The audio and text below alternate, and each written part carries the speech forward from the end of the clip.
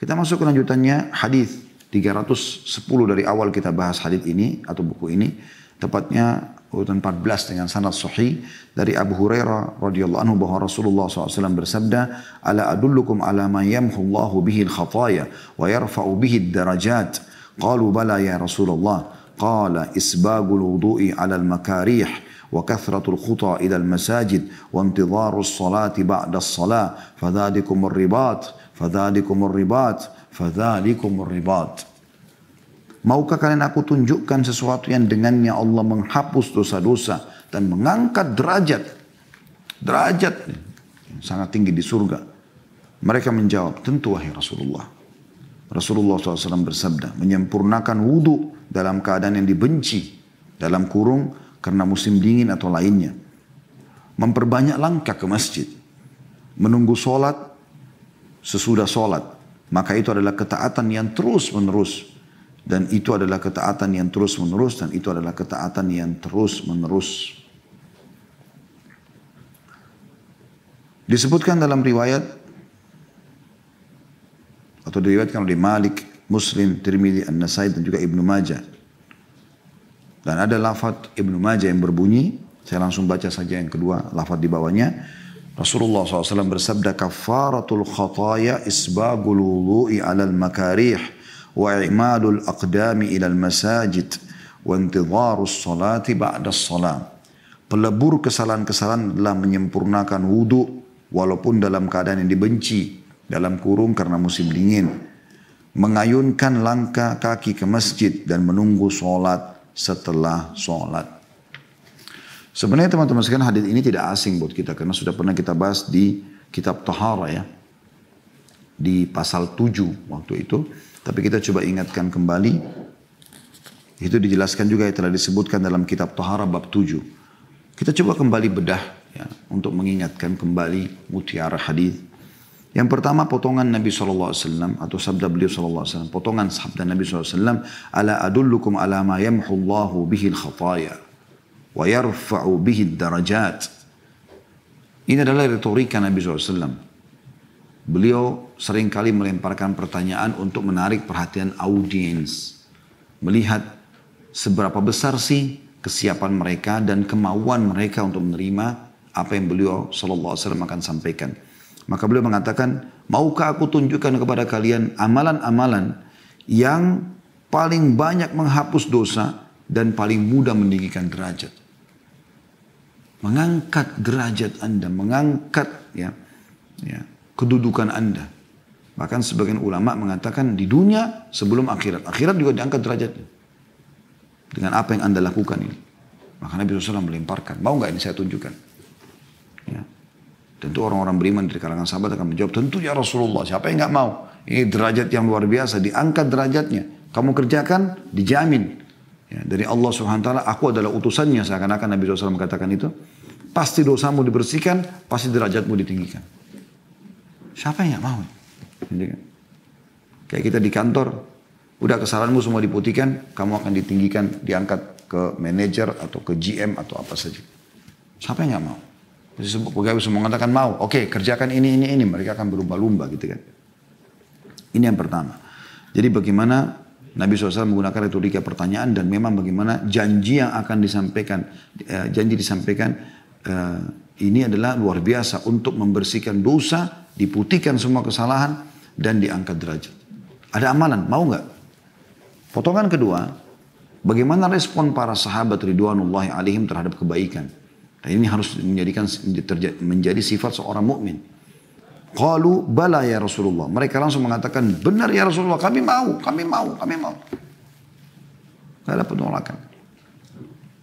Potongan yang ketiga adalah penyampaian Nabi SAW. Dan ini wasiat beliau yang pertama. Di dalam hadis ini untuk membersihkan dosa dan mengangkat derajat.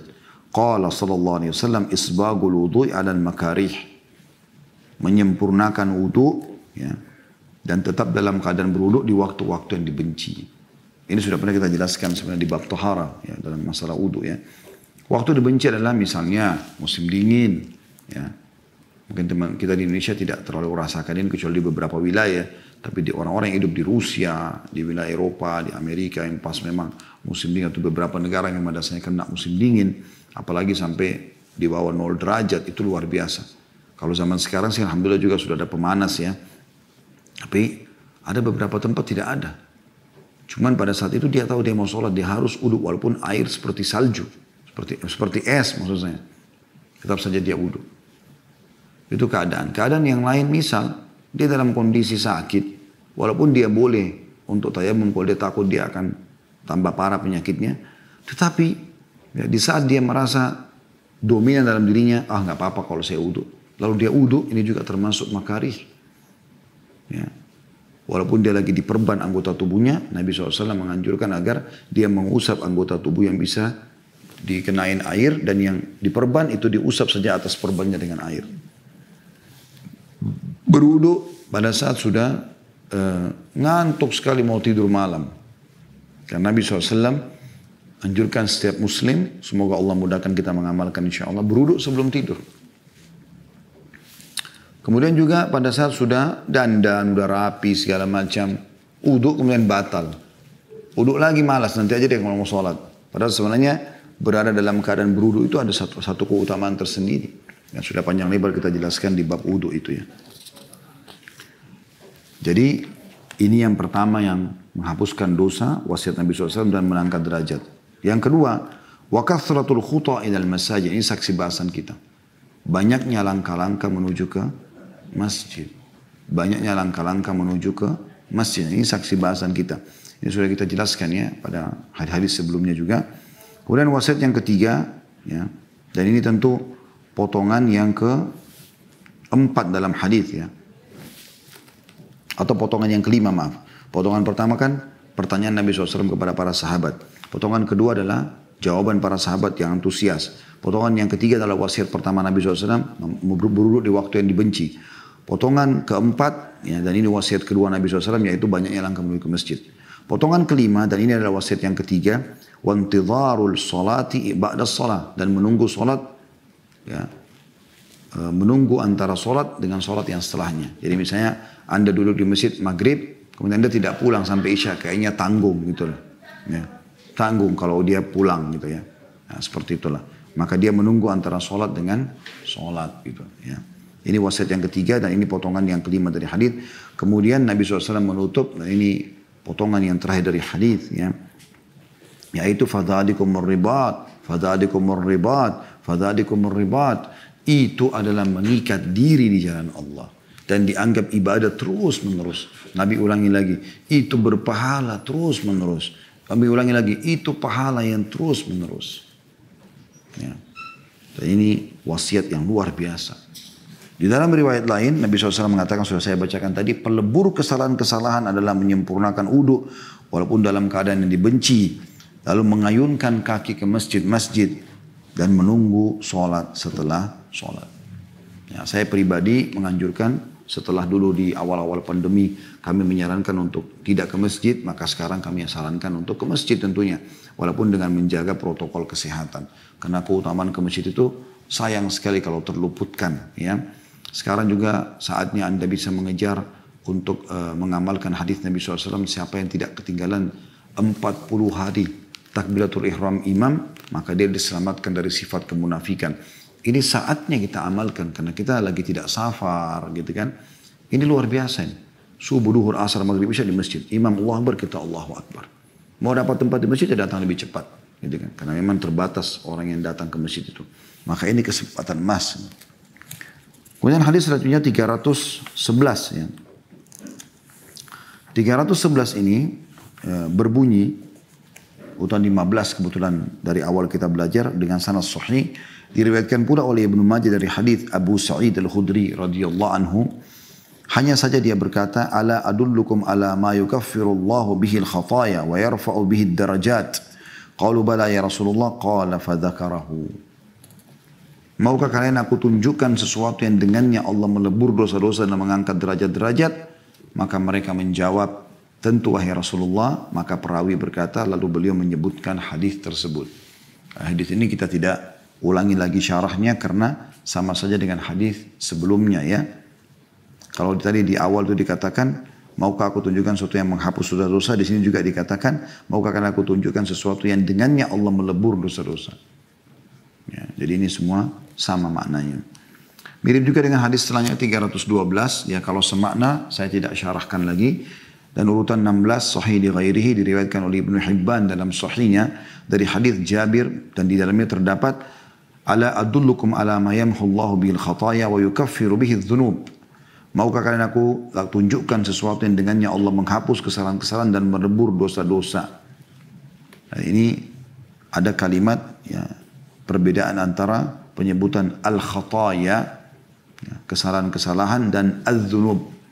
Kalau di hadis nomor 310, urutan 14 dan 311, urutan 15, Nabi SAW menggunakan kalimat khataya, ya, kesalahan-kesalahan. Di 312, Nabi SAW menggunakan wa yukaffiru bihi dzunub, dan membersihkan dosa-dosa, pelanggaran-pelanggaran. Ini juga semakna tentunya. Kemudian hadis nomor 313, urutan 17 dalam bahasan kita dengan sanad sahih, dari Ali bin Abi Thalib radhiyallahu anhu, dia berkata, Rasulullah sallallahu alaihi wasallam bersabda, isbagul wudu'i fil makarih wa i'malul aqdami ila al masajid wa intidharus salati ba'da as-salah tagsilul khataya ghasla. Ini mempertegas ya, menyempurnakan wudu dalam keadaan yang dibenci. Ya. Selalu wudu, batal wudu lagi, nggak ada waktu tanpa wudu. Ini juga sudah kita jelaskan di bab tahara ya. Mulai sekarang teman-teman sekalian, semoga Allah SWT mudahkan saya melaksanakan. Alhamdulillah sudah kami amalkan itu. Dan Bapak Ibu juga usahakan mengamalkan. Mulai detik ini kita mulai berikrar antara kita dengan Allah SWT, saya mau istiqamah selalu dalam keadaan wudu. Bagus sekali.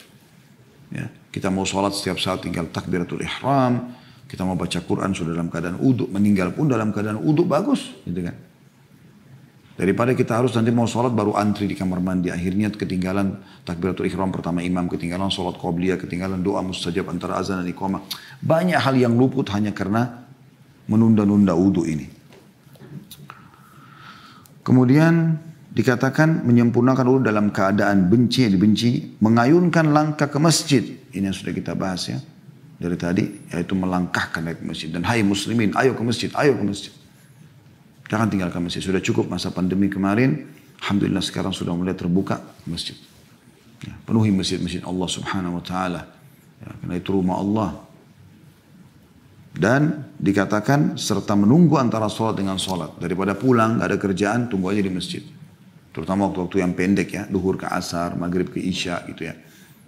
Maka itu, ya kata Nabi SAW, akan membersihkan dosa, mencuci bersih dosa-dosa dan kesalahan.